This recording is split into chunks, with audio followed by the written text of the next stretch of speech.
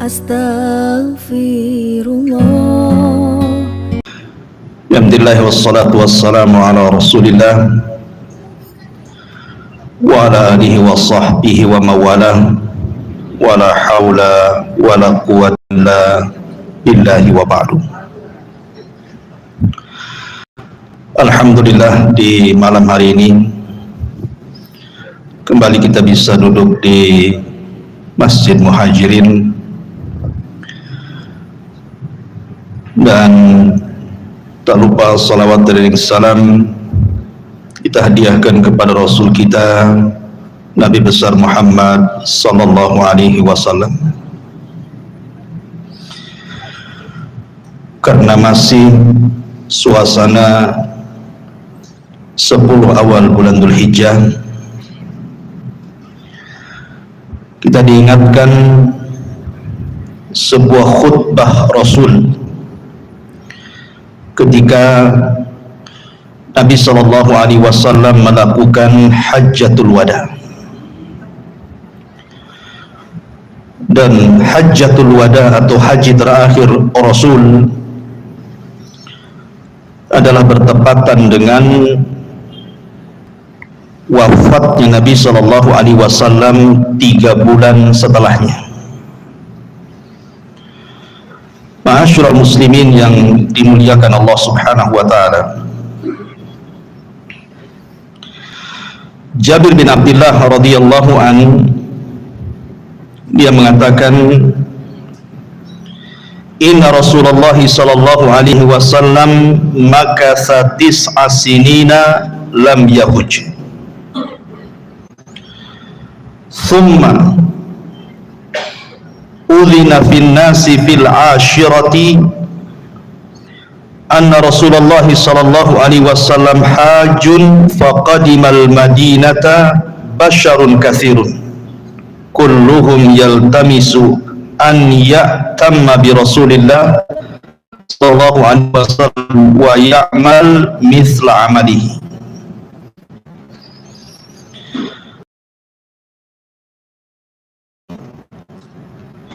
Nabi sallallahu sudah 9 tahun tinggal di kota Madinah dan dia belum haji.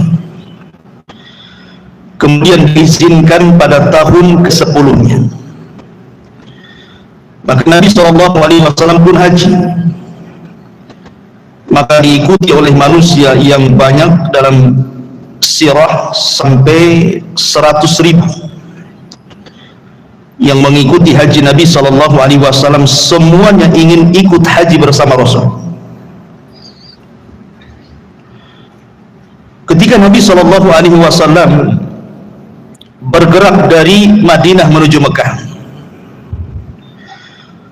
kemudian Nabi SAW sampai di miqatnya, tempat pengambilan ihram yang disebut dengan Dzul Hulaifah. Maka Nabi SAW mulai bertalbiyah, labbaik Allahumma labbaik la syarika laka labbaik innal hamda wan ni'mata laka wal mulk la syarika lak. Kemudian Nabi SAW sepanjang perjalanan sampai menuju Mekah terus bertalbiyah. Sesekali Nabi SAW melewati beberapa bukit. Kemudian Nabi SAW bertanya, ayyu wadin hadha, ini lembah apa namanya? Maka para sahabat mengatakan, hadha wadil azraq, ini adalah lembah Azraq. Kemudian Nabi SAW terdiam, kemudian mengatakan, ka'anni anzuru ila Musa alaihi salam habitan minas saniyati walahu juwarun ilallahi bitalbiyah. Maka Nabi SAW mengatakan, sungguh aku seperti melihat Nabi Musa turun dari bukit dengan suara yang lantang kemudian bertalbiyah. Kemudian Rasul melanjutkan perjalanannya. Terkadang kemudian melewati lembah dan bukit dan berkata, ini lembah apa? Kemudian Nabi SAW berhenti dan mengatakan, ka'anni anzur ila Yunus ibn Mattah alaihi salam ala naqati hamra ja'dah alaihi jubbah min sufin khitamu naqatihi halibatan wa huwa yulaqi. Seolah-olah aku melihat Nabi Yunus ibn Mattah alaihi salam di atas unta merah yang gemuk, memakai jubah dari bulu hewan, tali kendalinya adalah rumput kering, dan dia pun melantangkan suara talbiyah. Jadi sepanjang perjalanan Nabi SAW seolah-olah diperlihatkan para nabi, seolah-olah dia melihat Nabi Musa, Nabi Yunus, Nabi Isa. Dan ketika Nabi SAW melihat Ka'bah, maka diingatkan dengan Nabi Allah Ibrahim alaihissalam. Teringat bahwa dialah yang membangun Ka'bah dan juga putranya Ismail. Kemudian Ibrahim berdoa dengan doa kebaikan, dan salah satu doanya, Rabbana ib'ats fihim rasulan, ya Allah, bangkitkan dari tempat ini seorang rasul yang akan mengajarkan kitab dan kebaikan. Maka Nabi SAW adalah satu doa yang dimaksud oleh Ibrahim alaihi salatu wassalam, ya Allah, bangkitkan di tempat ini seorang rasul, maksudnya Nabi SAW. Kemudian setelah Nabi SAW pada tanggal 8 Dzulhijjah, disinilah mulai setat haji yang disebut dengan hari Tarwiyah. Hari Tarwiyah kenapa disebut Tarwiyah? Karena ketika Ibrahim alaihi salatu wassalam bermimpi yang diceritakan kepada putranya Ismail, inni ara fil manami anni azbahuka fanzur madza tara, wahai anakku, semalam ayahmu bermimpi bahwa aku menyembelih dirimu. Maka Ibrahim pun merasa bimbang, apakah ini adalah wahyu dari Allah atau hanya sekedar mimpi. Makanya disebut Tarwiyah. Baru setelah kemudian hari kedua Ibrahim mimpi dengan mimpi yang sama, maka hari kedua disebut Arafah. Arafah itu artinya Ibrahim yakin, mengetahui sudah bahwa ini mimpi dari Allah Subhanahu wa ta'ala. Makanya Ibrahim langsung kemudian mendatangi Ismail dan menceritakan mimpinya, dan Ismail langsung menyambut mimpinya dan mengatakan, ya abatif alma tu'mar satajiduni insyaallahu minas sabirin. Wahai ayahku, kalau ini perintah Allah, lakukan saja, karena engkau akan mendapati aku insyaallah termasuk hamba Allah yang sabar. Maka hari Tarwiyah kemudian Rasul pun bergerak ke Mina. Maka di Mina inilah kemudian Nabi SAW sholat duhur, asar, maghrib, isya dan juga fajar di qasar tanpa jamak. Kemudian ketika matahari meninggi pada hari ke-9 atau tanggal 9 Dzulhijjah, barulah Nabi SAW bertolak ke Arafah. Bertolak ke Arafah. Jadi ada yang mengatakan Arafah di situ karena mimpi kedua Ibrahim, sehingga dia Araf itu artinya mengenal, mengetahui, oh ini betul-betul mimpi dari Allah. Tapi ada juga yang mengatakan Arafah di situ karena pertemuan Adam dan Hawa. Jadi ketika Adam dan Hawa sudah dekat, yang disebut dengan Muzdalifah, kemudian betul-betul berjumpa di bukit yang kemudian saling mengenal, maka bukit itu disebut Arafah. Tapi yang jelas bahwa penentuan haji itu ada di Arafah, di wukuf di Arafah. Nanti terakhir kita akan jelaskan, karena banyak yang bertanya juga kepada saya tentang perbedaan waktu. Tentang perbedaan waktu pemerintah kita dengan wukuf di Arafah.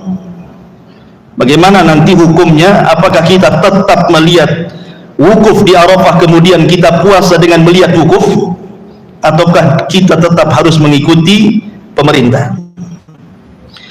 Ma'asyiral muslimin yang dimuliakan Allah Subhanahu wa taala, ketika Nabi sallallahu alaihi wasallam kemudian berjalan di atas untanya, di sini Allah Subhanahu wa taala turunkan ayat tentang kesempurnaan Islam. Allah Subhanahu wa taala berfirman, "Al-yauma akmaltu lakum dinakum wa atmamtu 'alaikum ni'mati wa raditu lakumul Islam madina." Pada hari ini kusempurnakan kepada kalian agama kalian, kusempurnakan nikmatku Islam sebagai agama kalian. Dan ayat ini adalah ayat yang agung yang Allah turunkan kepada umat Islam, sehingga ada seorang Yahudi datang kepada Umar ibn Khattab, atau ada yang mengatakan kepada Salman Al-Farisi radhiyallahu anhu. Kemudian dia mengatakan, "Ya Salman, apakah nabimu, maksudnya Rasul, mengajarkan kepadamu segala sesuatu sampai ke urut jambatan?" Dalam kata orang Yahudi, seandainya ayat ini turun kepada kami bangsa Yahud, tentu kami akan menjadikan turunnya ayat ini sebagai id ulang tahun bagi kami, karena kebanggaan bahwa Islam itu agama yang sempurna. Kemudian Nabi Shallallahu Alaihi Wasallam terus bertolak di atas untanya. Disinilah kemudian Allah Subhanahu Wa Taala turunkan ayat yang merupakan akhir ayat yang turun kepada Rasul. Surah Al-Baqarah 281 Allah mengatakan, "Wattaqu yawman turja'una fihi ila Allah, summa tuwaffa kullu nafsin ma kasabat wa hum la yuzlamun." Inilah ayat yang terakhir turun. Allah mengatakan, takutlah kalian akan sebuah atau suatu hari yang kalian akan kembali semuanya kepada Allah, kemudian kalian akan diwafatkan dan membawa amalan kalian, dan kalian tidak mungkin dizalimi. Maka Nabi Shallallahu Alaihi Wasallam pun kemudian mengatakan di hadapan manusia, "Ayuhan nas, khudhu anni manasikakum, fa inni la adri la alli la ahujju ba'da ami hadha." Kata Rasul, "Wahai manusia, ambillah dariku manasik-manasik haji kalian, karena boleh jadi," kata Rasul, "ini haji terakhirku pada tahun ini dan kalian tidak mungkin menjumpai diriku lagi." Sebab itulah kenapa haji ini disebut Hajjatul Wada, haji perpisahan. Karena Rasul yang mengatakan, boleh jadi ini haji terakhirku, boleh jadi ini tahun terakhirku, kalian tidak mungkin berjumpa dengan aku lagi. Makanya khutbahnya juga disebut khutbah Hajjatul Wada, khutbah perpisahan Rasul dengan para sahabat Nabi Sallallahu Alaihi Wasallam. Kemudian Nabi Sallallahu Alaihi Wasallam mengatakan, "Ayyu syahrin hadha?" Tahukah kalian bulan apa ini? Maka sahabat mengatakan, "Allah wa rasuluhu alam," Allah dan Rasulnya yang tahu. Kemudian sahabat mengira bahwa Rasul akan mengganti nama bulan ini. Kemudian Rasul menjawab, "Bukankah ini Dzulhijjah?" Maka sahabat mengatakan, "Tentu." Kemudian Rasul mengatakan, "Fa ayyu baladin hadza?" Tahukah kamu negeri apa ini? Semua sahabat terdiam dan mengatakan Allah dan Rasulnya yang tahu. Sahabat mengira Rasul akan mengganti nama Mekah. Tapi Rasul mengatakan, "Bukankah ini Baladul Haram, negeri Mekah?" Sahabat mengatakan, "Iya." Kemudian Rasul mengatakan, "Fa ayyu yaumin hadza?" Tahukah kamu hari apa ini? Sahabat terdiam hanya mengatakan Allah dan Rasulnya yang tahu. Sahabat mengira bahwa Rasul akan mengganti hari Jumat, nama hari Jumat, tetapi Rasul mengatakan, "Bukankah ini Yaumun Nahari?" Karena bertepatan dengan hari Jumat ketika itu. "Bukankah ini adalah hari Jumat, Yaumun Nahari, hari penyembelihan kurban?" Maka sahabat mengatakan, "Kulna bala," tentu wahai Rasul. Maka Nabi Shallallahu Alaihi Wasallam, sebagaimana diceritakan oleh Imam Ibnu Ishaq, seorang pakar sejarah, mulailah Nabi Shallallahu Alaihi Wasallam berceramah di hadapan manusia di padang Arafah. "Innal hamdalillah nahmaduhu wa nasta'inuhu wa nastaghfiruh wa na'udzu billahi min syururi anfusina wa sayyiati a'malina man yahdihillahu fala mudhillalah wa man yudlil fala hadiyalah asyhadu an la ilaha illallah wahdahu la syarikalah wa asyhadu anna muhammadan abduhu wa rasuluh. Ini disebut dengan khutbatul hajah nanti. Khutbatul hajah. Rasul kalau berceramah biasanya kebanyakan menggunakan muqaddimah seperti ini. Amma ba'du, usikum ibadallah bitaqwallah wa ahussukum ala ta'atihi wa astabtihu billadhi huwa khair. Saya berwasiat kepada kalian wahai hamba Allah agar kalian bertakwa kepada Allah, dan aku sarankan kepada kalian agar terus di atas ketaatan kepada Allah, dan aku buka kepada kalian dengan pembukaan terbaik. Kemudian mulai Nabi SAW berkhutbah di sini. Apa isi khutbahnya? Perhatikan. Ayyuhan nas, isma'u minni ubayyinu lakum fa inni la adri la'anni la alqakum ba'da ami hadha fi mawqifi hadha abada. Wahai manusia, saya akan terangkan kepada kalian beberapa poin, dan saya tidak tahu apakah selepas tahun ini saya akan berjumpa lagi dengan kalian, apakah setelah saya berdiri di depan kalian akan berjumpa kembali dengan kalian. Saya tidak tahu. Seolah-olah Nabi SAW mengisyaratkan adanya perpisahan di sini, adanya perpisahan dengan para sahabat Nabi SAW. Kemudian poin pertama, Rasul mengingatkan persoalan besar. Kata Nabi SAW, ayyuhan nas, inna dima'akum wa amwalakum wa a'radakum haramun alaikum ka hurmati yaumikum hadha fi syahrikum hadha fi baladikum hadha ala hal ballagtu Allahumma fashhad. Wahai manusia, sesungguhnya darah-darah kalian, sesungguhnya harta-harta kalian, sesungguhnya kehormatan kalian dalam Islam terjaga seperti terjaganya negeri ini, seperti terjaganya bulan ini, seperti terjaganya hari ini. Wahai manusia, saksikanlah aku sudah menyampaikan ini kepada kalian. Nabi SAW memulai dengan kata-kata persoalan darah, persoalan harta, dan persoalan kehormatan, karena ini yang banyak terjadi. Lihat hari ini pertumpahan darah, persis seperti yang disabdakan Nabi SAW, al-qatil la yadri fima qatal wal maqtul la yadri fima qutil. Orang yang membunuh tidak paham alasannya kenapa dia membunuh. Orang yang dibunuh lebih bingung lagi kenapa dia bisa dibunuh. Karena dalam Islam itu soal darah itu sudah ada aturannya. Kalau dia membunuh, qisas, atau dia berzina dan dia muhsan, dirajam. Ma'asyiral muslimin yang dimuliakan Allah Azza wa Jalla.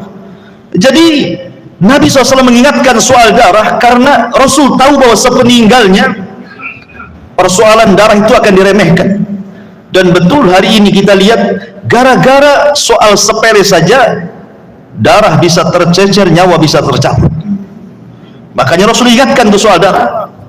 Kemudian soal harta, persis seperti yang disabdakan Nabi SAW, sayati alaikum zaman la yubalil mar'u bima akhadal mal. Akan datang zamannya, kata Rasul, di mana orang tidak peduli dengan cara mengambil harta, apakah dengan halal, apakah dengan haram. Dan sekarang sudah kelihatan, yang penting dapat harta tanpa peduli halal haram. Kemudian Rasul mengingatkan soal kehormatan, karena soal kehormatan itu paling banyak dirobek kaum muslimin. Orang mudah mencaci, memaki, menggibah, namimah, dan begitu seterusnya.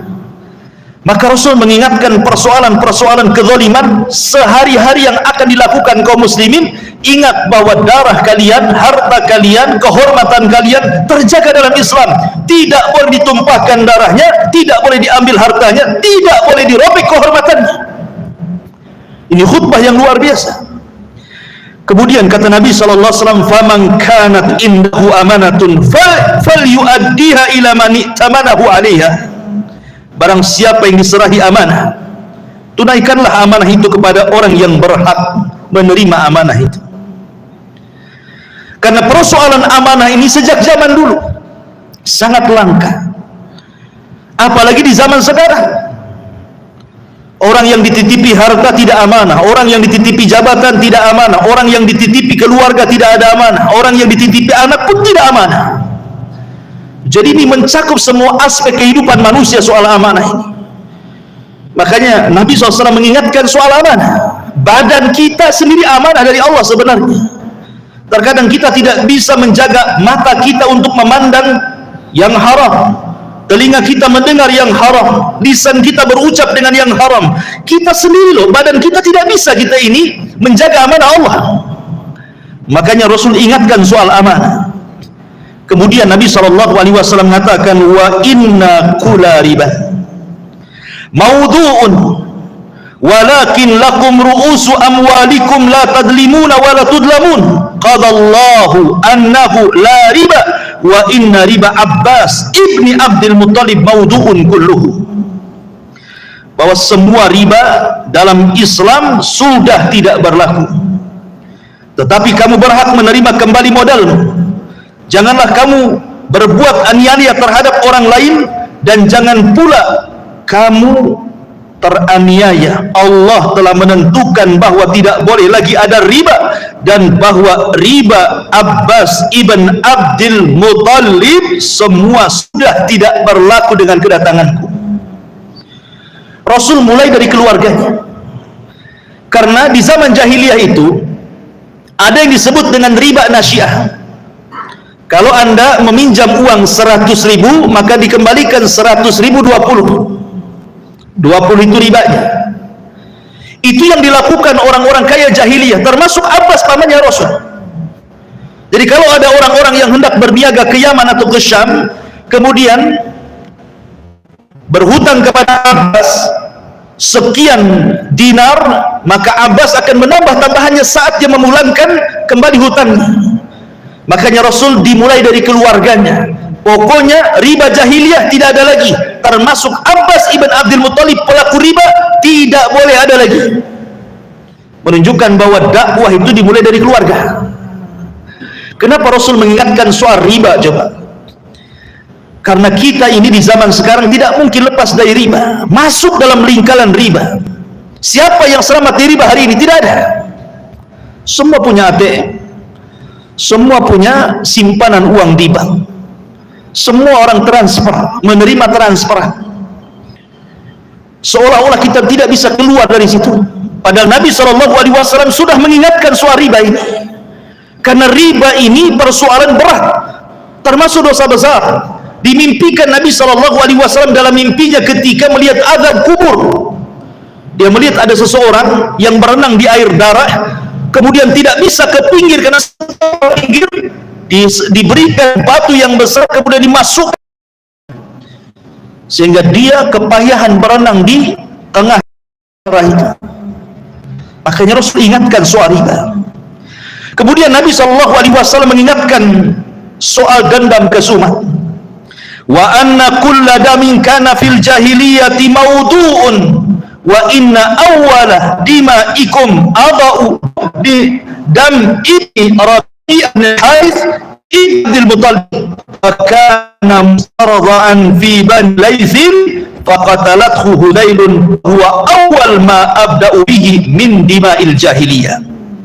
Rasul ingat setiap dendam kesumat.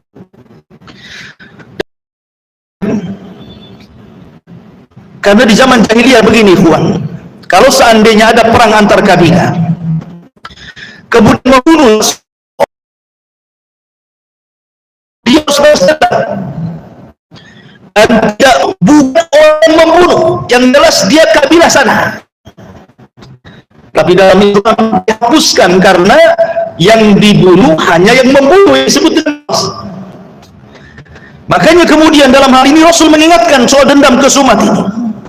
Ingatlah bahwa persoalan dendam, persoalan darah di zaman itu hapuskan, dan darah yang pertama kali kuletakkan darahnya, maka yang pertama kuletakkan darah dia. Dan masalah dendam ini di masyarakat luar biasa. Gara-gara dendam orang bisa membunuh kan? Terkadang yang salah anaknya dibunuh orang tuanya, yang salah orang tua dibunuh anaknya, yang salah satu orang dibunuh pula rame-rame. Dan begitulah dalam Islam, semua dihilangkan dalam khutbah ini. Kemudian Nabi SAW mengingatkan, amma ba'du ayyuhan nas, fa inna syaitana qad ya'isa min an yu'bada bi ardikum hadhihi abada, walakinnahu in yuta'a fima siwa dhalik faqad radiya bihi mimma tahkiruna min a'malikum daruhu ala dinikum. Kata Nabi SAW, wahai manusia, nafsu setan yang minta untuk disembah di negeri ini sudah tidak bisa lagi. Setan sudah putus asa untuk minta disembah. Akan tetapi kata Rasul, kalau kamu turutkan dia walaupun dalam hal-hal yang kamu anggap remeh, yang berarti merendahkan segala amal perbuatanmu, niscaya syaitan akan senang. Oleh karena itulah jagalah agama kalian dengan cara yang baik.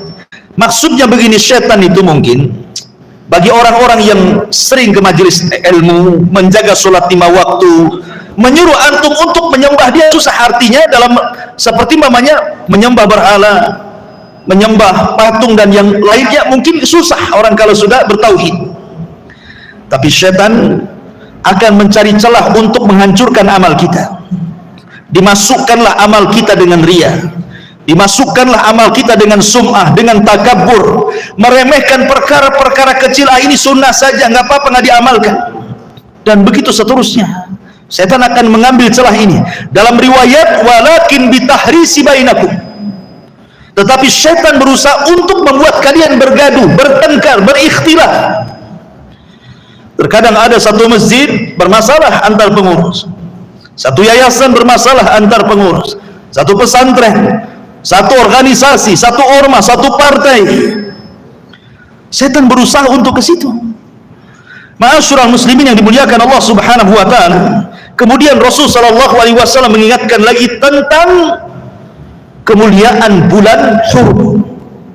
Kata Nabi sallallahu alaihi wasallam, ayyuhan nas, innaman nasi'u ziyadatun fil kufri yudhallu bihi alladhina kafaru yuhillunahu aman wa yuharribunahu aman liyuwati'u iddata ma harramallah fayuhillu ma harramallah wa yuharrimu ma ahallallah wa inna zamana qad istadara alaikum kahayati yawma khalaqas samawati wal ard inna iddatash shuhuri indallahi 12 syahran minha arba'atun hurum salasatun mutawaliyatun dzulqa'dati wa dzulhijjati wal muharram war rajabul mudhar bainal jumada wa sya'ban. Kata Nabi SAW, wahai manusia, menunda-nunda berlakunya larangan bulan suci berarti memperbesar kekufuran. Dengan itu orang-orang kafir tersesat. Pada satu tahun mereka melanggar dan pada tahun berikutnya mereka mensucikan untuk disesuaikan dengan jumlah yang sesuai telah disucikan Allah. Kemudian mereka menghalalkan apa yang sudah diharamkan Allah atau mengharamkan apa yang dihalalkan Allah Azza wa Jalla. Zaman itu berputar. Allah telah menciptakan langit dan bumi, dan jumlah bulan itu 12 dalam setahun. Dari 12 bulan itu ada 4 bulan suci, 3 berturut-turut, 1 terpisah, Dzulqa'dah, Dzulhijjah, Muharram. Kemudian bulan Rajab, bulan di antara Jumadil Akhir dan bulan Sya'ban, kata Rasul. Artinya begini, orang-orang jahiliyah itu mereka terkadang melanggar bulan hurum. Dzulqa'dah, Dzulhijjah, Muharram, Rajab ini disebut Asyhurul Hurum namanya. Tidak boleh berperang. Tapi terkadang mereka melakukan peperangan di bulan ini. Makanya Allah Subhanahu wa taala kemudian berfirman tentang mereka, tidak boleh seperti ini. 1 tahun kau melanggar, tahun depan kau mensucikan apa yang Allah sucikan. Makanya kemudian dalam Islam 4 bulan ini menjadi 4 bulan suci juga, bahwa orang yang bermaksiat di 4 bulan ini Allah besarkan dosanya, orang yang beramal soleh di 4 bulan ini Allah besarkan pula pahalanya, supaya mensucikan 4 bulan ini, mulai dari Dzulqa'dah, kemudian Dzulhijjah, kemudian Muharram, dan ini 3 bulan berturut-turut, kemudian 1 terpisah. Kemudian kata Nabi SAW mulai mengingatkan soal keluarga. Ingat ikhwan, Nabi SAW itu dia diberikan oleh Allah Subhanahu wa taala jawami'ul kalim. Jawami'ul kalim itu artinya kalau ngomong itu singkat tapi isinya padat, gitu maksud. Enggak kayak kita gitu kan, kadang ceramah panjang tapi intinya sedikit. Nabi itu ngomongnya sedikit tapi intinya banyak. Makanya Nabi SAW ketika khutbah yang sempit di Padang Arafah ini, tentu Rasul tidak mungkin mengambil tema-tema yang tidak bermanfaat. Rasul pasti akan mengambil tema-tema yang sangat penting karena khutbahnya tidak lama. Makanya di sini Nabi SAW mengingatkan soal keluarga. Kata Nabi SAW, ayyuhan nas, fa inna lakum ala nisaikum haqqan wa lahunna alaikum haqqan lakum alaihinna alla yuti'na furushakum ahadan takrahuna wa alaihinna alla ya'tina bifahishatin mubayyinah fa in fa'alna fa inna allaha qad adina lakum an tahjuruhunna fil madaji wadribuhunna dharban ghaira mubarrih fa in intahayna falahunna rizquhunna wa kiswatuhunna bil ma'ruf wastausu binisa'i khairan fa innahunna indakum awanun la yamlikuna li anfusihinna syai'an wa innakum innama akhadtumuhunna bi amanatillah wastahlaltum furujahunna bi kalimatillah fattaqullaha fin nisa wastausu bihinna khaira ala hal balagtu Allahumma syhad. Kata Nabi SAW, kemudian setelah itu wahai manusia, sebagaimana kamu punya hak atas istri kamu juga punya hak kepada kamu, di mana hak kamu atas mereka adalah tidak mengizinkan orang yang tidak kamu sukai menginjakkan kaki di rumahmu, dan jangan sampai mereka secara terang-terangan membawa perbuatan keji atas dirimu. Kalau sampai mereka melakukan semua itu, Tuhan mengizinkan kamu berpisah tidur dengan mereka dan boleh memukul mereka dengan pukulan tanpa bekas. Bila mereka sudah tidak melakukan hal itu, artinya sudah taat kepadamu, maka kewajibanmu tetap memberikan rizki dan juga pakaian kepada mereka. Kemudian Rasul mengatakan, ingatlah bahwa istri-istri kalian adalah teman kalian. Dia tidak memiliki sesuatu kecuali hanya bersandar kepada kalian. Kalian mengambil dengan amanah Allah dan kalian menghalalkan kemaluannya dengan kalimat-kalimat Allah. Bertakwalah kepada Allah terhadap wanita-wanita kalian, maka perbaikilah pergaulan kalian dengan istri-istri kalian dengan baik. Di sini Nabi SAW kenapa kemudian memfokuskan urusan keluarga? Karena baiknya sebuah negara itu dimulai dari keluarga. Ingat, baiknya sebuah bangsa itu dimulai dari keluarga. Kalau seluruh keluarga muslim dalam sebuah bangsa dan negara itu semua baik, pasti pemimpinnya akan baik. Kenapa demikian? Karena tidak mungkin rakyat yang baik memilih pemimpin yang tidak baik. Mustahil. Rakyatnya sholat, tidak mungkin memilih pemimpin yang tidak sholat.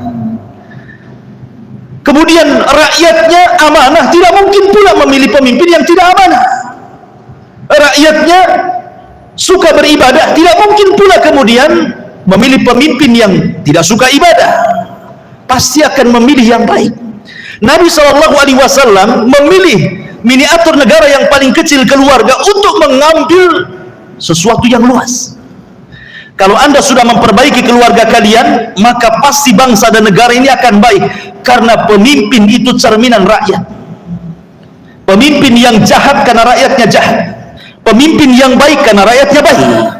Makanya Allah mengatakan, innallaha la yughayyiru ma biqaumin hatta yughayyiru ma bi anfusihim. Allah tidak mungkin merubah sebuah kaum sampai mereka rubah diri mereka sendiri. Tidak bisa rakyat kemudian mencela pemerintah, meminta agar pemerintah baik kalau mereka juga tidak baik? Bagaimana caranya? Karena pemimpin itu lahir dari rakyat masalahnya.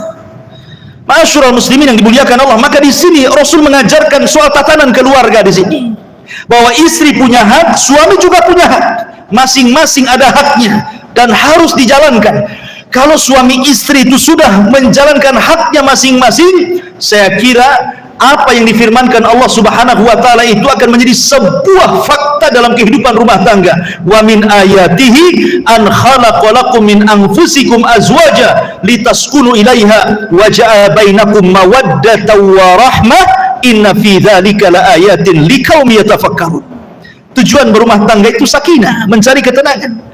Dari ketenangan lahirlah cinta, lahirlah kasih sayang, dan itu mukjizat dari Allah Subhanahu wa taala. Ma'asyiral muslimin yang dimuliakan Allah Subhanahu wa taala. Kemudian Rasul mengingatkan kembali, ayyuhan nas, isma'u qauli wa'qil, wahai manusia, dengarkan, pegang ucapanku, kata Rasul. Anna kulla muslimin akhun li muslim wa annal muslimina ikhwatun fala yahillu limri'in min akhihi illa ma a'tahu an tibi nafsi minhu fala tadlimuhunna anfusakum.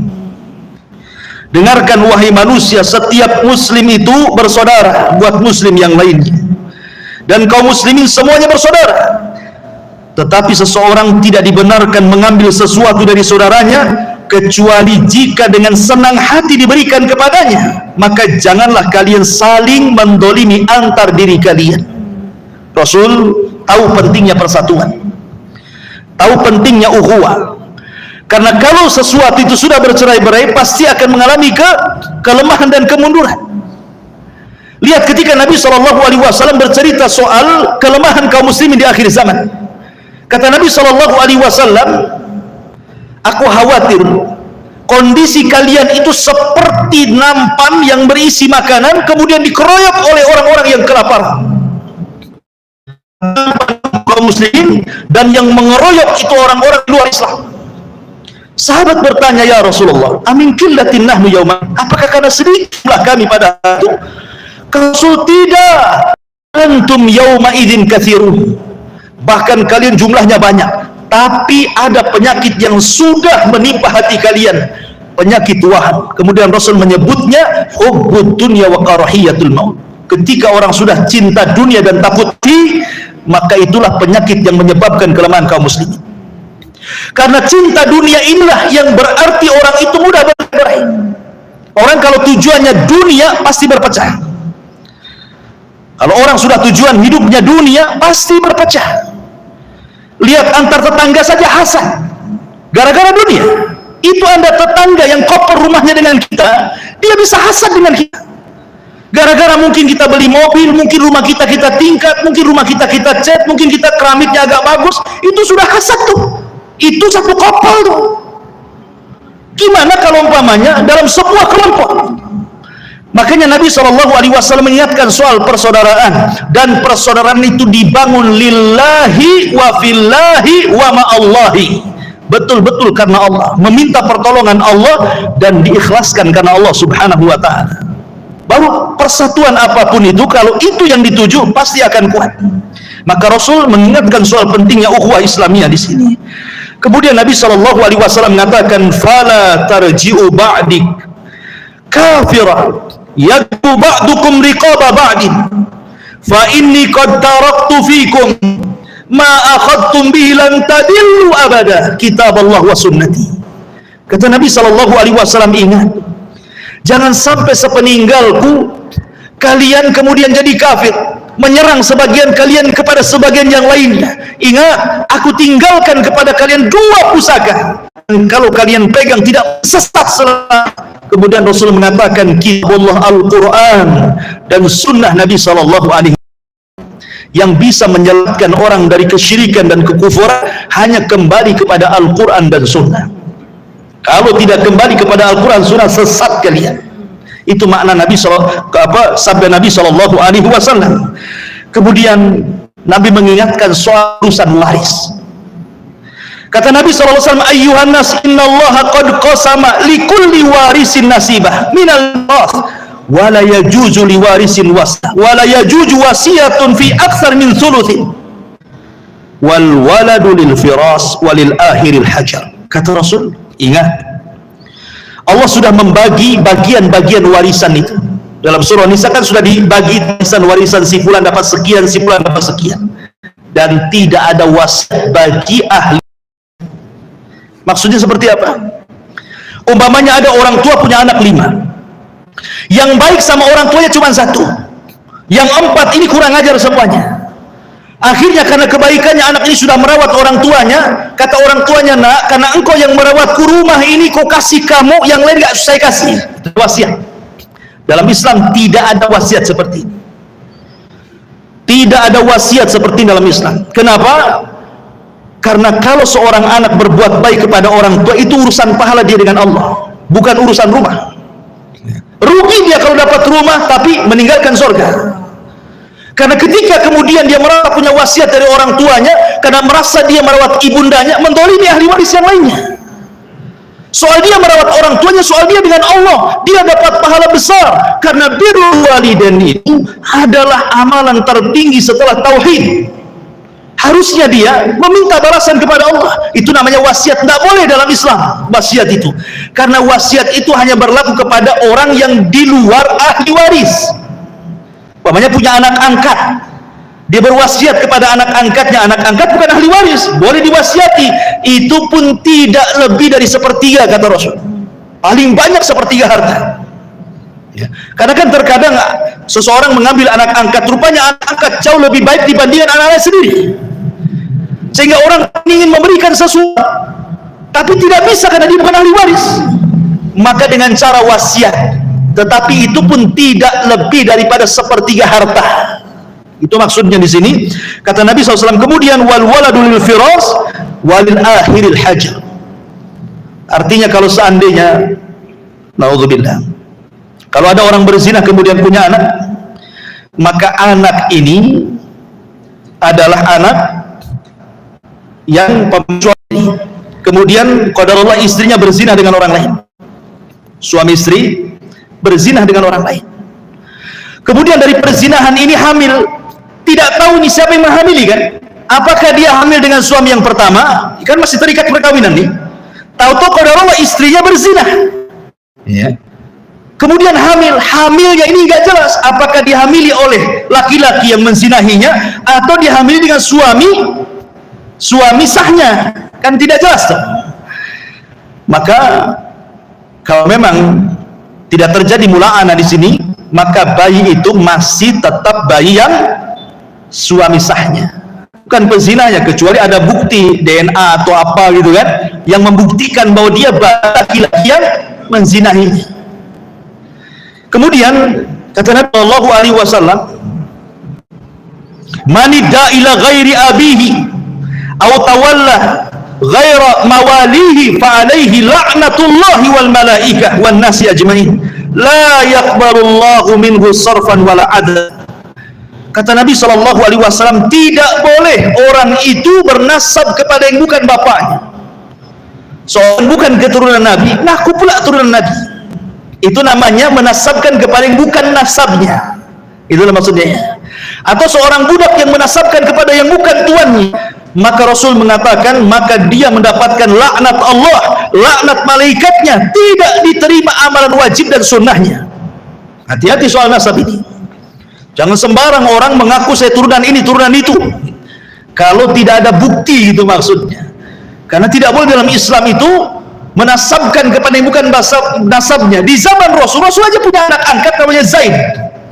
Oleh Rasul diganti namanya Zaid ibn Muhammad, turunnya surah Al-Ahzab, dan Rasul ditegur. Allah mengatakan, ma ja'alallahu adiya'akuna, aku tidak boleh bapak angkat menasabkan anak angkat kepada bapak angkatnya, nasabkan dia kepada bapak benernya. Karena ada orang tua angkat, saking sayangnya dengan anak itu karena diambil dari bayi, dinasabkan pula kepada bapak angkatnya. Berikan kepada bapak yang memang anak orang itu, bapak orang itu, kecuali kalau tidak diketahui, maka cukup dinasabkan dengan kalimat Abdullah, hamba Allah, selesai. Yeah. Ma'asyiral muslimin yang dimuliakan Allah Subhanahu wa taala. Kemudian Nabi SAW setelah banyak memberikan nasihat, terakhir Rasul mengatakan, wa antum tus'aluna anni fama antum qailun. Kalian akan ditanya soal diriku, kira-kira apa yang kalian jawab? Kemudian mereka mengatakan, nashhadu annaka qad balagh wa addait wa nasah. Faqala biisbihi yarfa'uha ila as-sama'. Allahumma shahad, Allahumma shahad, Allahumma shahad, Allahumma inni qad balagh.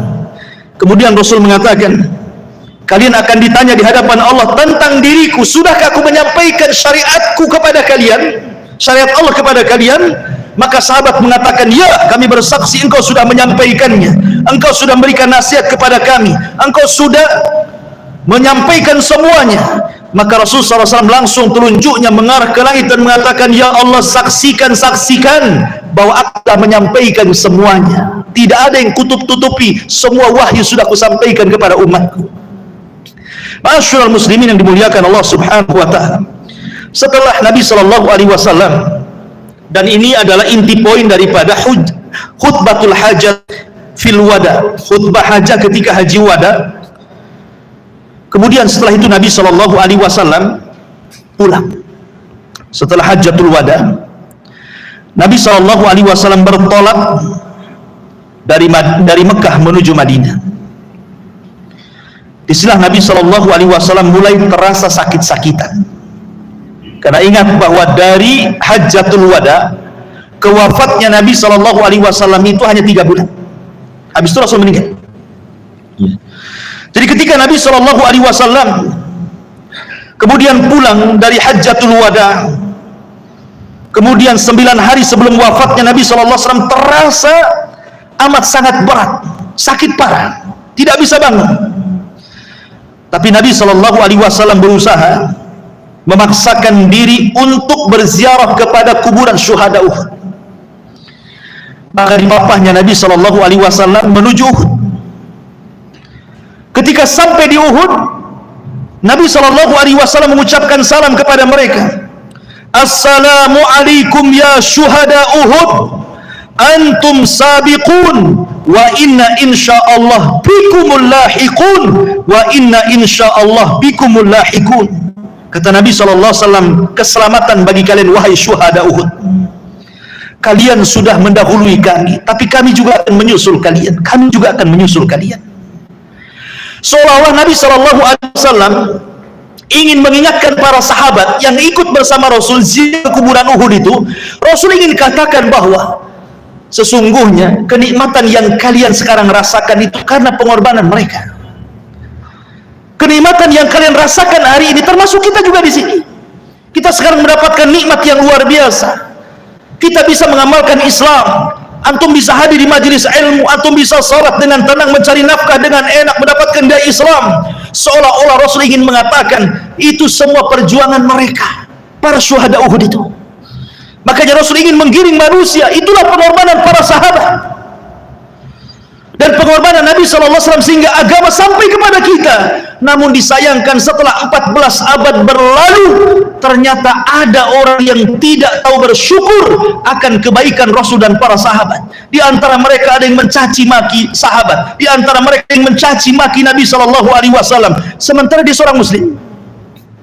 Ingat bahwa Islam sampai kepada kita ini dengan perjuangan, bukan dengan mudah. Mereka sampaikan Islam kepada kita dengan darah mereka, dengan waktu mereka. Kok aneh setelah 14 abad yang kemudian berlalu, kok ada orang yang berani mencela Abu Bakar, Umar, Utsman? Makanya Rasul jauh-jauh hari sudah mengatakan, la tasubbu ashabi, jangan kalian cela sahabat. Karena kalau sekali salah seorang di antara kalian berinfak 1 gunung Uhud, kalian tidak mungkin mengimbangi pahala para sahabat walaupun 1 mud atau setengah mud, kata Rasul. Bayangkan. Kemudian setelah itu Nabi SAW mengatakan di hadapan para sahabatnya, kata Nabi SAW, wadidtu anni laqitu ikhwani, aku rindu ingin berjumpa dengan teman-temanku, kata Rasul. Sahabat heran, Makanya sahabat mengatakan, awalasna ikhwanuka ya Rasulullah. Rasul, kami kan teman-temanmu, sahabat-sahabatmu, kami ini teman-temanmu. Maka Rasul mengatakan, la antum ashabi, bukan, kalian ini sahabatku. Lalu sahabat mengatakan, lalu siapa yang dimaksud anda temanmu wahai Rasul? Kata Nabi SAW, walakin ikhwani alladzina amanu bi walam yarawni. Yang dimaksud teman-temanku adalah sebuah kaum tidak pernah melihatku tetapi mereka beriman kepadaku. Kita ini Rasul rindu kepada kita, tapi terkadang kita tidak pernah rindu kepada Nabi SAW. Kita asik menyelisih sunnahnya, meninggalkan sunnahnya, menganggap sunnah ini remeh, terkadang mencaci maki sunnahnya. Di mana kita dengan Rasul SAW, ya umat Muhammad? Ma'asyiral muslimin yang dimuliakan Allah Azza wa Jalla. Kemudian Nabi SAW pun pulang, sakit makin parah. Ketika parah-parahnya sakit, Rasulullah SAW tidak bisa bangkit, sehingga dia mengatakan kepada Aisyah radhiyallahu anha, sakit yang diderita Rasul itu jauh lebih sakit dibandingkan orang biasa. Ingat, Rasul ketika itu merasakan sakit jauh lebih sakit dibandingkan antum-antum yang sakit. Makanya Rasul mengatakan kepada Aisyah radhiyallahu anha, ya Aisyah, inna lil mauti la sakarah. Wahai Aisyah, sungguh jelang detik-detik kematian itu ada keperitan yang luar biasa, karena sakitnya Rasul itu berlipat dari orang biasa. Ketika Nabi SAW mengucapkan kalimat itu, tiba-tiba Rasul mendengar ada kegaduhan yang ada di luar masjid, di dalam Masjid Nabawi dan juga di luar masjid. Gaduh para sahabat itu. Rupanya para sahabat mereka sedang sedih dan sebagian mereka menangis. Sebelumnya Nabi SAW setelah pulang dari Uhud, mengunjungi syuhada Uhud, malam itu kan rumah Maimunah, istri Nabi SAW. Kemudian Rasul meminta kepada Maimunah, bisakah kau hadirkan semua istri-istriku? Maka semua istrinya hadir di rumah Maimunah. Kemudian Rasul mengatakan, apakah kalian mengizinkan aku untuk tinggal di rumah Aisyah? Maka semua istri-istrinya mengizinkan, silahkan wahai Rasul. Tapi Rasul tidak sanggup berjalan karena sudah sakit parah. Maka datanglah Ali radhiyallahu anhu dengan Fadl bin Abbas, melapah Rasul dari rumah Maimunah ke rumah Aisyah radhiyallahu anha. Di rumah Aisyah inilah, ketika dari rumah Maimunah ke rumah Aisyah, kan dilihat para sahabat, melihat bagaimana Rasul lunglai sakit parah. Tersebarlah berita ini hampir ke seantero Madinah. Akhirnya warga-warga Madinah, para sahabat semua berdatangan dan berjumpa di masjid Nabi SAW. Sebagian sedih dan menangis sehingga suara mereka sampai masuk ke rumah Aisyah radhiyallahu anha. Sehingga Rasul bertanya kepada Aisyah, ini suara siapa wahai Aisyah? Maka Aisyah radhiyallahu anha mengatakan, itu suara sahabat-sahabat engkau wahai Rasul, mereka takut akan kondisimu. Maka akhirnya kemudian Nabi SAW meminta kepada Ali dan Fadl, tolong papah aku ingin berjumpa dengan sahabatku. Maka dipapahlah Nabi SAW yang sangat lemah sekali itu, kemudian dinaikkan ke atas mimbar, dan itulah wasiat terakhir diwasiatkan Nabi SAW. Apa wasiatnya? Kata Nabi SAW, wallahi mal faqru ahsya alaikum. Demi Allah, kata Rasul, bukanlah kefakiran yang aku takutkan kepada kalian, walakin ahsya alaikum an tubsatad dunya kama busitat ala man kana qablakum fatanafasuha kama tanafasuha wa tuhlikukum kama ahlakathum. Kemudian kalian berlomba-lomba seperti mereka berlomba-lomba, kemudian kalian binasa seperti mereka binasa. Kemudian kata Nabi SAW, ayyuhan nas, as-salatu salah wa ma malakat aymanukum, as-salatu salah wa ma malakat aymanukum, as-salatu salah wa malakat aymanukum. Jaga kalian salat, jaga oleh kalian salat, jaga oleh kalian salat, dan hamba-hamba sahaya kalian jangan kalian zalimi. Kemudian Nabi SAW dalam sebuah riwayat yang lemah, ada sebagian ulama melemahkan riwayat ini, Rasulullah SAW mengingatkan kepada manusia soal hak sesama hamba. Kata Nabi SAW, man kuntu dharabtu dhahran fahadha dhahri falyaqtas minni, Siapa yang dulu pernah aku pukul pundaknya, ni pundakku, kisos sekarang. Wa man kuntu syatamtu irdan fahadha irdi falyaqtas minni. Atau barang siapa yang dulu ku caci maki kehormatannya, ni kehormatanku, caci sekarang, kata Rasul. Kemudian Rasul mengatakan, wa man kuntu akhadtu malan fahadha mali falyakhudh minhu. Atau dulu pernah ku ambil hartanya, ni hartaku, sebelum mati ambil segera hak kalian. Tiba-tiba dari kejauhan ada seorang sahabat berdiri dan mengatakan, li kisos ya Rasulullah, aku hendak mengkisos dirimu wahai Rasul. Subhanallah, sahabat pandangannya tertuju kepada orang ini. Berani-beraninya orang ini dalam kondisi Nabi SAW sedang sakit, tiba-tiba kemudian minta kisos. Maka berdirilah Ali radhiyallahu anhu dan Abbas dan sahabat yang lain. Rasul, serahkan kisos itu kepadaku. Jangan, kalau memang engkau pernah memukul, biar aku yang dipukul, gitu bahasanya. Tiba-tiba dari kejauhan, rupanya yang datang adalah Ukasha ibn Mihsan. Ukasha ibn Mihsan ini adalah orang yang didoakan Rasul dari 70.000 orang yang masuk surga tanpa hisab dan adab. Ketika Ukasha mengatakan, Rasulullah, masukkan aku ke 70.000 orang yang masuk surga tanpa hisab dan adab. Kata Rasul, anta minhum, engkau termasuk mereka. Rupanya orang ini yang berdiri, yang sudah didoakan masuk surga oleh Rasul, berani-beraninya dia berdiri mengatakan, aku punya kisos dengan wahai Rasul. Tiba-tiba Ukasha makin berani kemudian mendekat Rasul. Semua sahabat geram.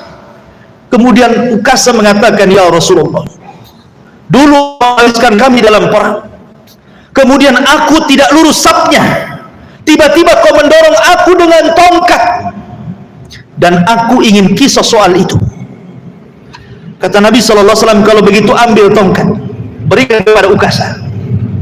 Subhanallah, lihat dalam kondisi seperti ini, apa coba perasaan para sahabat? Masa Ukasha akan mendorong Rasul dengan tongkat di hadapan para sahabat? Beraninya sekali dia seperti itu, sehingga hampir para sahabat semua emosi kepada Ukasha bin Mihsan. Tiba-tiba Ukasha mengatakan, ya Rasulullah, sewaktu engkau mendorong diriku, aku tidak menggunakan pakaian. Aku tidak menggunakan pakaian, karena pakaian tempo dulu itu kan kayak ihram, itu pakaiannya, bukan kayak antum sekarang. Aku minta kau juga melepas pakaian. Akhirnya makin marah sahabat. Rasul melepas pakaiannya. Dan ketika Ukasha hampir mendorong tongkatnya kepada Nabi SAW dalam kondisi tegang seperti itu, tiba-tiba Ukasha melempar kemudian tongkat, memeluk Rasul dan mengatakan, ya Rasulullah, aku ingin kulitku yang terakhir menyentuh kulitmu di dunia ini wahai Rasul. Maka Ukasha pun menangis, semua orang menangis. Subhanallah. Ma'asyiral muslimin yang dimuliakan Allah Azza wa Jalla. Lanjut kepada khutbah Rasul yang terakhir. Nabi SAW mengatakan kepada para sahabatnya, Inna allaha khayyara abdan baina fid dunya wa baina indallah. Sesungguhnya Allah sudah memilih seorang hamba.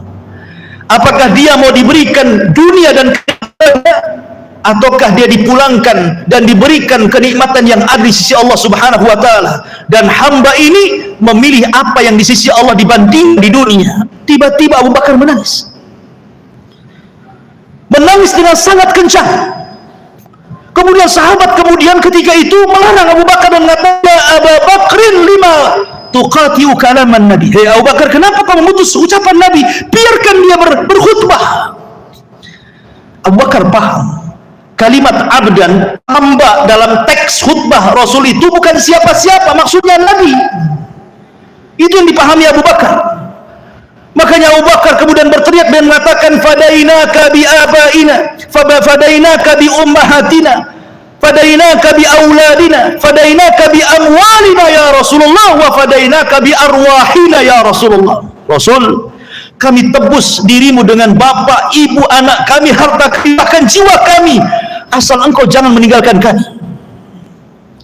Kemudian para sahabat makin menyalahkan Abu Bakar supaya diam. Rasul ingin membela Abu Bakar dan mengatakan, da'uhu Abu Bakrin yatakallam, biarkan Abu Bakar bicara, biarkan dia bicara. Sungguh kalian punya kebaikan kepadaku, tapi sudah kubalas kebaikan kalian. Kecuali Abu Bakar, aku tidak bisa membalas kebaikannya, hanya Allah yang bisa membalasnya. Semua pintu masjid tertutup bagi kalian, kecuali kepada Abu Bakar Siddiq radhiyallahu anhu. Dialah yang telah menginfakkan hartanya dan aku aman dengan hartanya. Maka Nabi SAW kemudian khutbah beberapa khutbah sampai terakhir Rasulullah SAW mengatakan, awakumullah, hafizakumullah, nasarakumullah, sabbatakumullah, yadakumullah. Semoga Allah melindungi kalian, semoga Allah menjaga kalian, menolong kalian, semoga Allah memberikan istiqomah kepada kalian, semoga Allah memberikan kekuatan kepada kalian.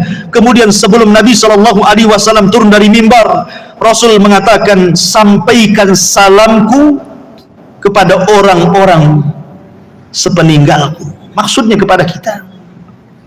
Maka Nabi turun dari mimbar, kemudian masuk ke rumah Aisyah radhiyallahu anha. Kemudian Nabi SAW mulai sakit parah, terkadang pingsan, terkadang sadar. Ketika itu Aisyah radhiyallahu anha melihat Abdurrahman masuk ke rumahnya minta izin, dan di tangannya ada siwak. Rasul ketika itu siuman melihat siwaknya siwaknya Abdurrahman, putra Abu Bakar Siddiq radhiyallahu. Aisyah paham karena Rasul sudah bisa ngomong. Aisyah radhiyallahu mengatakan, sini siwakmu wahai Abdurrahman. Maka kemudian diambillah siwaknya Abdurrahman, kemudian dikunyah dengan lembutnya oleh Aisyah radhiyallahu anha, kemudian diserahkan kepada Rasul. Itulah Rasul menyiwak terakhir. Aisyah radhiyallahu anha, aku tidak pernah Rasul bersiwak seindah kecuali kala itu. Kemudian Nabi SAW melihat ada suara Jibril yang sedang mengetuk rumahnya. Kemudian Rasul memerintahkan semua orang yang ada di rumah itu suruh keluar, kecuali Aisyah radhiyallahu anha, karena Rasul berada di pangkuan Aisyah. Tiba Jibril datang. Kemudian Jibril mengatakan, ya Rasulullah, malakul maut bil bab. Ya Rasulullah, malaikat maut ada di depan pintu. Yasta'dinu an yadkhulaika, dia minta izin untuk masuk kepadamu. Kemudian kata Rasul SAW, aku izinkan masuk saja. Maka Jibril pun kemudian dengan malakul maut masuk ke kamar Aisyah radhiyallahu anha. Kemudian dia mengatakan, assalamu alayka ya Rasulullah, kata malaikat maut, keselamatan bagi engkau wahai Rasul. Arsalanillah ukhayyiru, aku diperintahkan Allah untuk memberikan pilihan kepadamu wahai Muhammad, bainal baqa'i fid dunya wa baina antal haqqa billah. Apakah engkau ingin tetap hidup di dunia dan Allah berikan banyak kenikmatan kepada engkau wahai Muhammad, ataukah engkau kembali kepada Allah Subhanahu wa taala? Maka Rasul tiba-tiba mengangkat telunjuknya ke langit dan mengatakan, bal ila rafiqil a'la, ila rafiqil a'la. Bahkan aku ingin kembali ke hadapan Allah, berjumpa dengan teman-temanku para nabi dan rasul.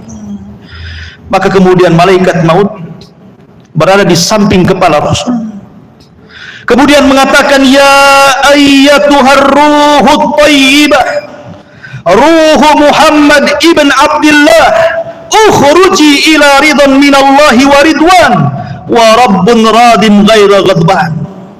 Wahai ruh yang baik, ruhnya Muhammad ibn Abdullah, keluarlah kepada keridhaan Allah, dan engkau akan mendapatkan ridha dari Allah tanpa ada kemurkaan dari Allah Subhanahu wa taala.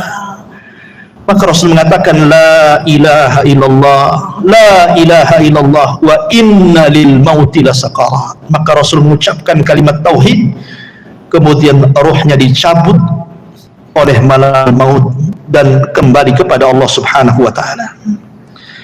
Ketika Nabi SAW sudah tidak berruh lagi, ruhnya sudah dicabut malakul maut, Aisyah radhiyallahu anha, namanya istri yang paling dicintai Rasul dan mencintai Rasul, bingung harus mengucapkan kalimat apa, sehingga dengan gemetarnya dia mengatakan, mata Rasulullah, mata Rasulullah.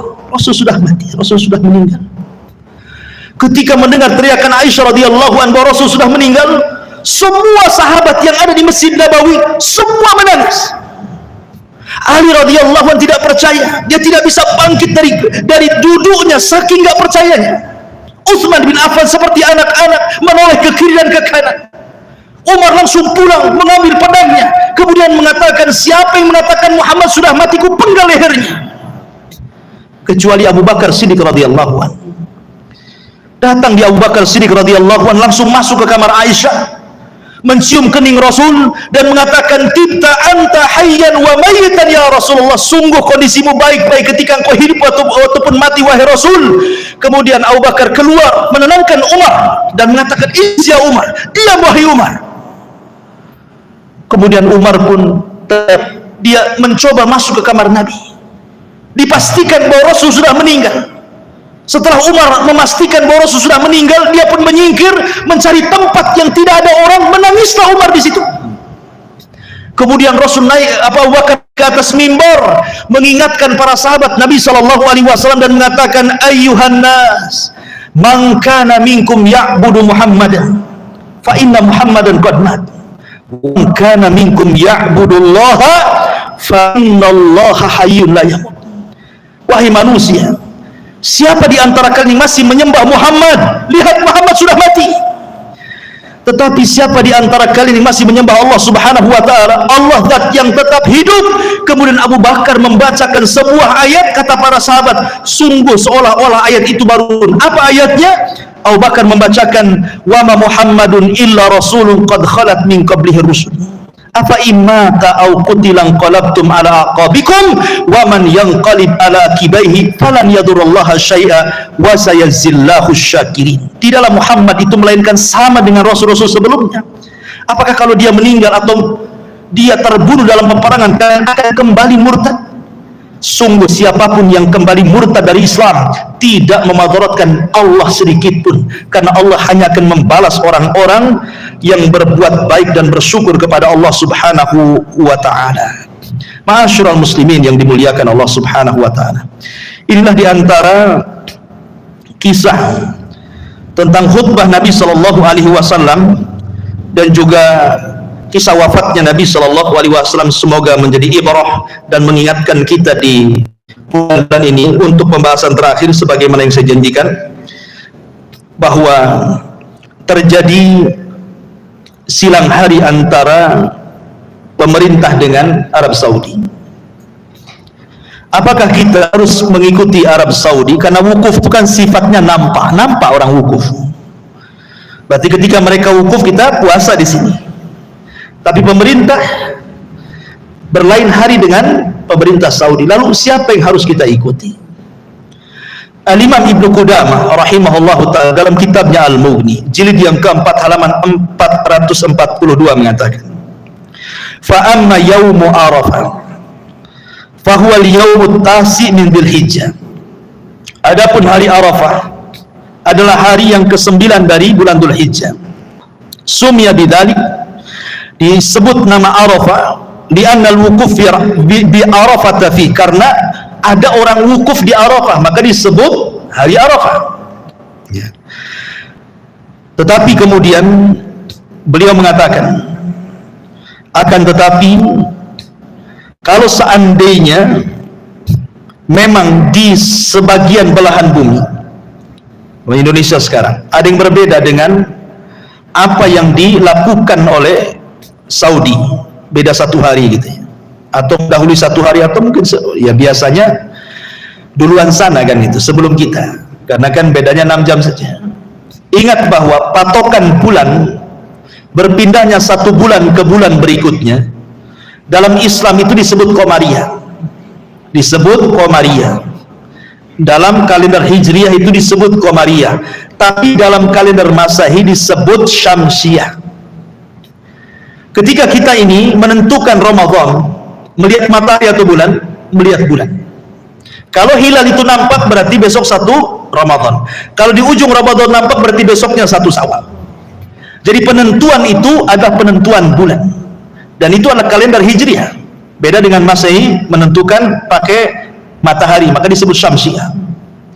Artinya bahwa Al-Imam Ibnu Utsaimin rahimahullah ta'ala dalam fatwanya mengatakan, idza kanatil buldan tahta hukmin wahidin wa amara hakimun al-bilada bisaumi awil fitri wajaba imtithalu amri li'anna al-mas'alata khilafiyah wa hukmul hakimi yarfa'ul khilaf wa bina'u ala hadha sumu waftiru kama yasumu wa yuftir ahla baladi alladhi antum fihi sawa'un wafaqa baladakum al-asli aw khalafahu wa kadzalika yaumu arafah ittabi'u al-balada alladhi antum fihi.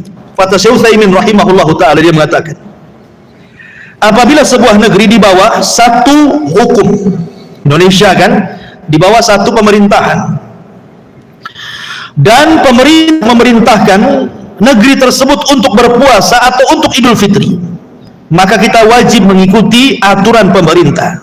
Kan ini masalah khilaf, dan keputusan pemerintah bisa mengangkat perselisihan di dalam sebuah negara.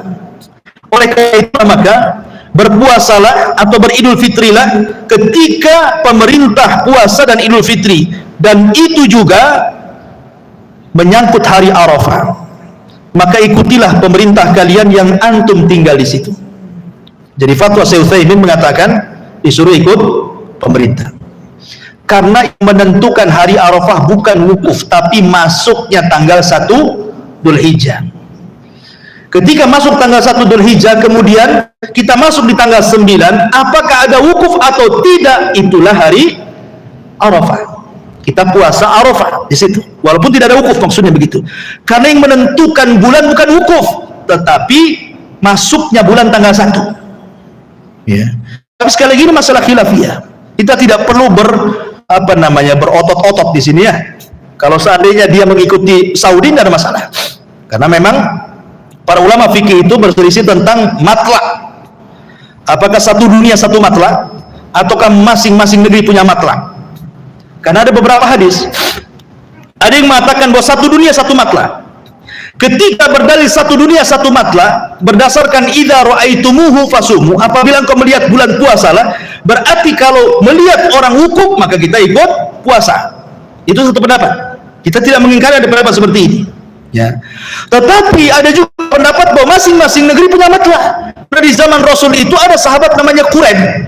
Quraib ini dari Syam. Di masa khilafah Mu'awiyah, dia safar di tengah Ramadan ke Madinah, berjumpa dengan Abdullah ibn Abbas. Tiba-tiba di Syam hari Jumat puasanya, di Madinah hari Sabtu.